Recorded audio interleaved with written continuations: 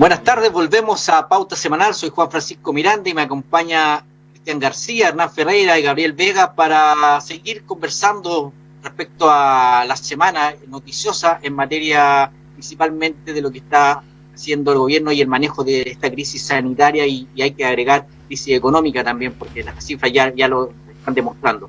En el blog anterior les planteaba la mirada respecto a también lo que ha dicho el ministro, este cambio de tono del gobierno y sobre todo cuáles ven ustedes pueden ser las salidas frente a esto. Hernán, al respecto, ¿qué nos puedes comentar? Disculpa, estaba leyendo, lo que pasa es que estaba leyendo porque me quedó esta cosa de la FP estatal, ¿cierto? Sí, efectivamente hubo una propuesta del gobierno de Chile, ¿cierto?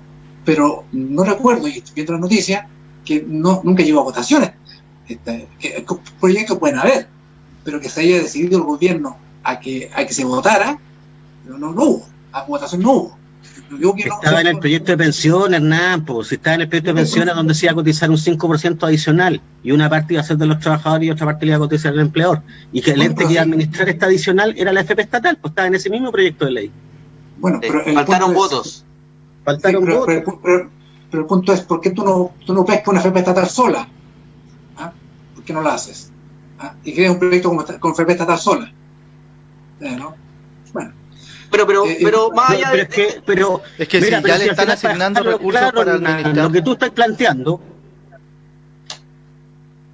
Ahí quedó congelada, Cristian. Hernán, termina tu mirada, tu opinión, y ahí le damos el espacio a los demás. No, tú me habías hecho una pregunta, disculpa, y estaba en otra, disculpa. ¿Cuál era el tema? A ser breve. No, el tema del reconocimiento de Mañalich. Parece ser que no estábamos tan preparados como mejor que Italia, que hoy día hay reconocimiento, y lo más grave en sus dichos es que pareciera haber el desconocimiento de lo que significa la concentración de la pobreza, sobre todo en importantes barrios de la ciudad de Santiago, de la región de Santiago. A mí con los años que uno ya empieza a tener, yo ya a esta altura creo en lo que se hace y no en lo que se dice tanto, en lo que se hace. Y en general es posible, porque así además los organismos internacionales lo han dicho y como cualquier refrendar, y hay una visión de que en general, porque para esto nadie está preparado, en general se ha hecho las cosas con relativo éxito, ¿cierto? Pero ahí solo para interrumpirte y solo para complementarte y que ahonde más tu reflexión, también eso del buen manejo, y no es que uno quisiera tener el ranking número uno del peor manejo, pero los datos fríos son que tenemos hoy día ya una comparación entre los casos fallecidos por millón de habitantes superior al de China y superior a muchos otros países. Entonces este manejo exitoso de esta situación también es relativo desde el punto de vista del parámetro que tú lo quieras ver, pero los datos están ahí. O sea, efectivamente hoy día tenemos la triste cifra de ser uno de los países que tiene mayor cantidad de fallecidos por COVID en relación a su población. En relación a su población, pero no en relación a sus contagiados. Yo rescato esa cifra, no en relación a contagiados, porque significa que de cada 100 que se contagian, lamentablemente uno fallece. De cada 100, uno fallece. Esa es la realidad. ¿Ya? Entonces, y hay que sumarle también que creo que el chileno en general tampoco se ha comportado muy bien. Lo vivimos en su momento acá en Punta Arenas, ¿cierto? Cuando se pedía cuarentena, y veíamos gente que, estando contagiada, estaba en las calles, ¿cierto? Se reunía todavía. En Santiago pasa lo mismo, o sea, tú los puedes confinar, no puedes hacer muchas cosas, pero si en eso no hay autocrítica de parte de tu sector o del gobierno, en el sentido que esa irresponsabilidad de la población también se ve fomentada con frases como que la de invitar a tomar el café, que dijo la subsecretaria, o esta nueva normalidad, o señales en términos comunicacionales del gobierno un poco contradictorias con lo que por una parte señalen y por otra invitan, que es lo que ya ha reconocido la propia vocera de gobierno. No creo que sea esas palabras la determinante para decir, ¿sabe? Porque si dijeron esas palabras, todo el mundo salió y se despreocupó. Creo que darle esa relevancia, decir de que porque invitó a un café, decir, oye, vamos, se puede tomar un café, entonces todo el mundo se relajó. Yo creo que eso no es así. Quizás alguien lo vio con el niño, pensó que sí, pero es cosa de ver, ¿cierto? Las fiestas que se hacen y todo, ¿cierto? No es porque alguien dijo un café, ¿no? Creo que hay algo más profundo que eso. Entonces, Pues el gobierno ha tratado de hacer lo que puede dentro de sus limitaciones y de lo que entiende, pero si hay una población, ¿cierto?, que no toma conciencia, es difícil. Gabriel, tu mirada del área también de tu profesión, pero respecto a este reconocimiento de que parece que estamos en una situación bastante más crítica y por lo tanto el ánimo incluso del propio presidente ha sido de buscar un acuerdo mayor en aras de resolver un problema que hace rato se le ha ido planteando, pero también reconocer que el gobierno partió con una soberbia importante, hay que decirlo, de no escuchar voces autorizadas que hoy día pareciera ser que tan equivocados no estaban. No, a ver, aquí yo no me referiría al gobierno como soberbio, todo lo contrario, lo que ha habido, y esta cuestión es reconocida por muchos sectores y por eso también estamos hablando de un acuerdo, lo que ha habido es una conducción única del problema sanitario y eso es necesario para administrar una crisis de esta manera. No obstante, los dichos del ministro, que yo no soy muy partidario de muchas de las cosas que él ha señalado, no soy defensor tampoco de la relación que ha tenido con muchos alcaldes de independiente del sector. Las voces que apuntaban a un acuerdo nacional venían sonando hace ya bastante tiempo. Yo creo que estamos en un país que está aguantando dos avatares bastante complejos que si fuéramos otra nación menos fuerte estaríamos en el suelo. Hay una fortaleza como país que nos mantiene dialogando y ha sido precisamente Renovación Nacional con el comando de Mario Desbordes quien ha convocado incluso el documento que abre las puertas al diálogo y a buscar un acuerdo nacional, parte de Mario Desbordes y de José Miguel Insulza. Entendamos algo, y lo quiero llevar también al plano regional, en mi rol de presidente regional de Renovación Nacional, que en la tónica que siempre hemos tenido como partido, le he escrito a todos los presidentes de partidos constituidos en la región para que también busquemos un acuerdo regional. ¿Por qué? Porque esto depende cómo salimos de esta. ¿Salimos todos juntos o con las mismas diferencias de siempre? Un acuerdo es una hoja en blanco donde podemos sentarnos a dialogar y ver lo que va a pasar de aquí al corto y mediano plazo. Esto no es la nueva constitución ni una varita mágica que nos va a solucionar todo. Es poner puntos comunes, salir de las trincheras, dejar los dogmas de lado y acercar puntos de vista por el bien de la ciudadanía, que hoy está pasando hambre, que hoy está complicada económicamente, que la crisis sanitaria la está quejando, sobre todo en la región metropolitana. Nosotros ya lo vivimos nuestros PIC, esperemos que podamos salir adelante. La gestión institucional de un Estado no la podemos medir con la tasa de mortalidad específica de COVID. Ahí vemos el impacto de la patología en el territorio. La tasa de letalidad te muestra la calidad del sistema sanitario. Los fallecidos dividido por los contagiados. No obstante todos estos datos, yo creo que es el momento de que todas las fuerzas políticas y sociales que quieran participar, en todo caso, y ojalá sean mayoritarias, nos pongamos de acuerdo en lo que queremos, en lo que vamos a trazar de aquí en adelante. El camino tiene que ser común. Continuar con las diferencias va a acrecentar una crisis que partió en octubre, que se acrecenta con la pandemia. Lo de octubre yo entiendo que no está superado, tenemos una agenda política e institucional que continúa y también hay que ponerle un fuerte hincapié a una agenda social, a una agenda sanitaria y a una agenda institucional que sigan estos caminos, que veamos el ejemplo de otros países como Irlanda, que salieron adelante a través de acuerdos, a través de procesos constituyentes, puede ser o no. Está la posibilidad de rechazar una opción constituyente sin rechazar la posibilidad de cambiar las reglas constitucionales por la vía actual, la vía parlamentaria, así que tampoco es cerrarse a eso.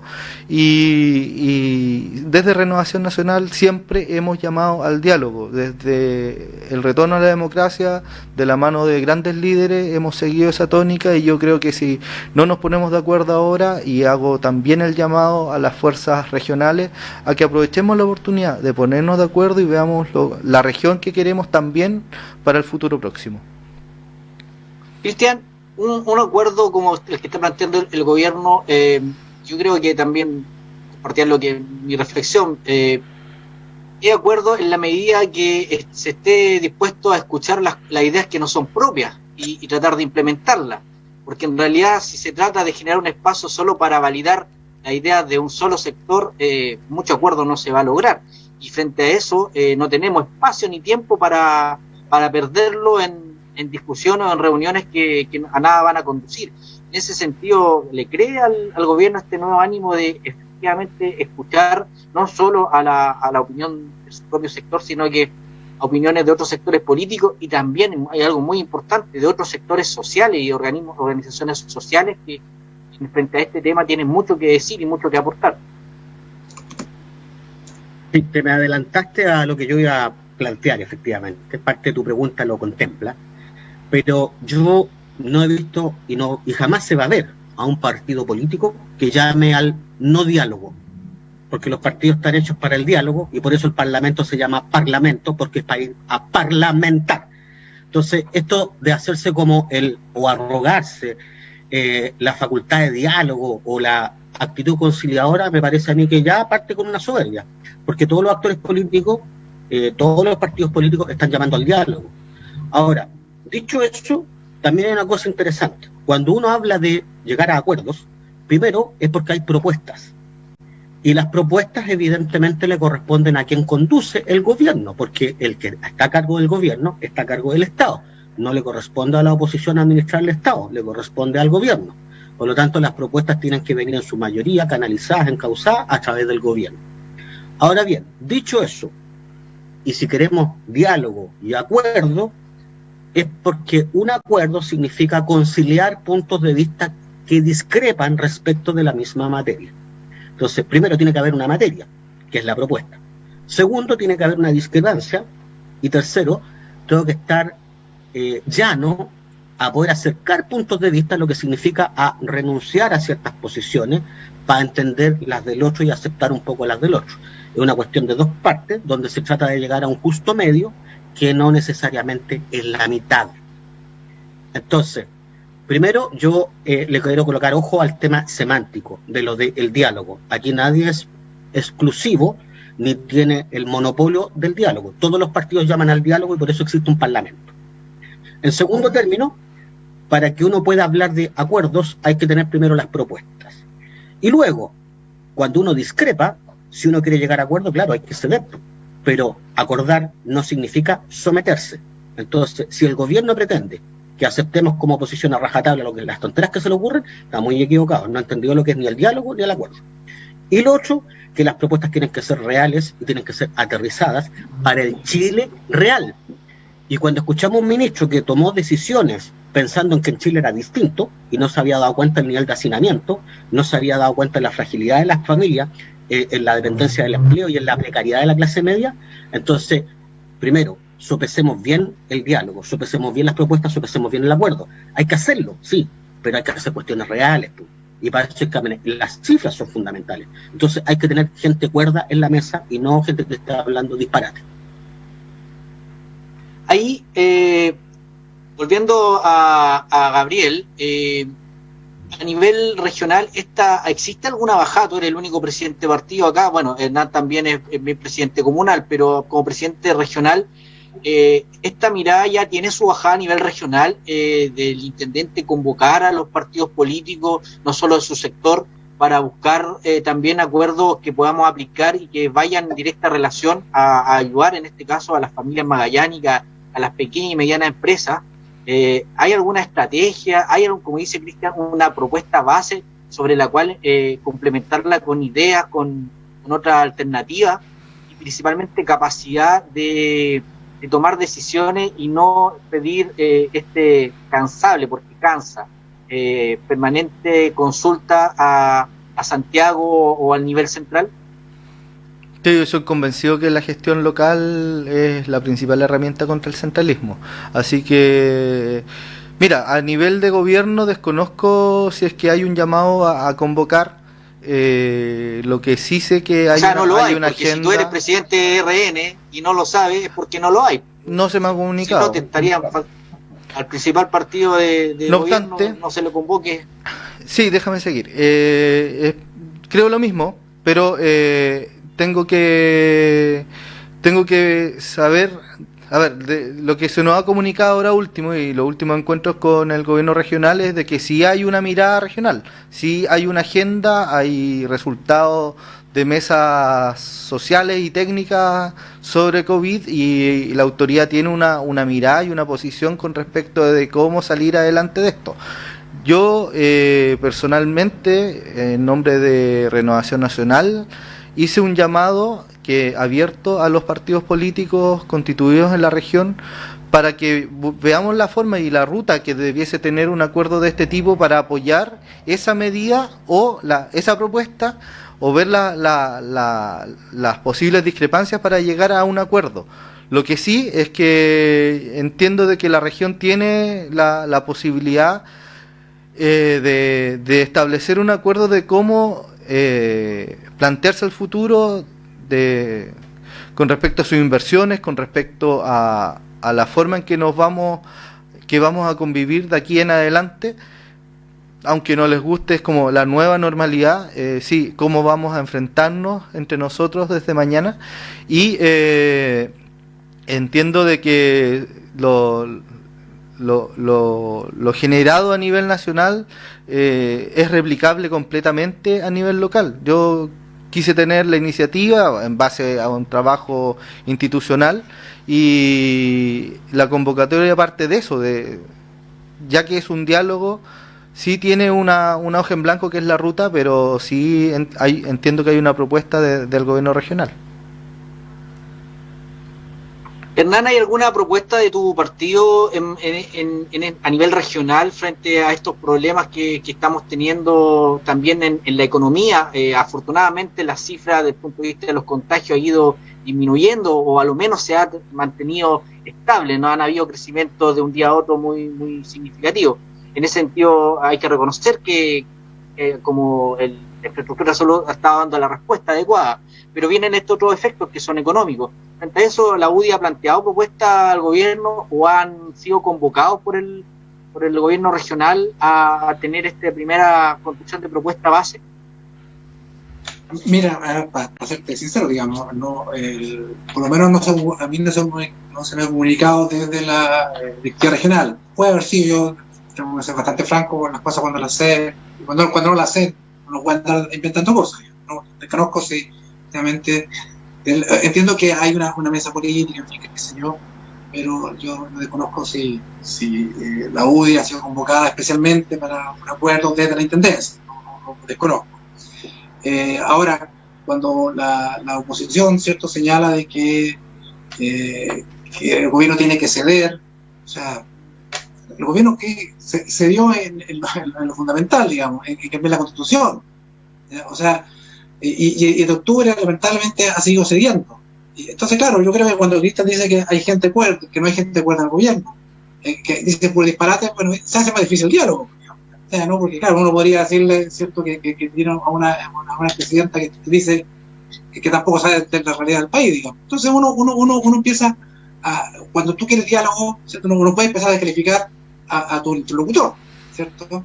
Y decirle que un ministro sabe la realidad, ¿cierto? O sea, perdónenme, ¿cuántos ministros? Izaguirre sabía la realidad de este país, ministro. Pero en ese sentido, Izaguirre ha sido un actor que yo lo he escuchado en varios medios de comunicación y con propuestas bastante claras y que han sido incluso validadas también por ex ministros de este gobierno, como el ministro de Economía hace un tiempo atrás. Entonces, en ese sentido, Fontaine, perdón. En ese sentido, ¿cuál es la propuesta de la UDI a nivel regional? ¿Hay propuestas para contribuir a la salida de esta crisis o están en un periodo todavía de construcción. Bueno, efectivamente no hay se está en periodo de, muy bien, en periodo de construcción. En general hay una mirada, ¿cierto?, que no es el Estado, tengo que repetirlo, ¿cierto?, cualquier solución o vía de solución, porque aquí no hay varita mágica, cualquier vía de solución, esto va a poder crear más poder en las personas y no poder en el Estado. En la medida que el Estado empieza a acaparar, yo creo que estamos más perdidos de lo que podemos estar. Cristian, yo sé que han habido propuestas de parte de la oposición a nivel nacional, a nivel local también, han habido ideas, hay distintas vocerías o distintos puntos de opinión, pero pareciera ser que no ha habido el ánimo de escuchar muchas de estas propuestas. En ese sentido, ¿cuál es tu mirada?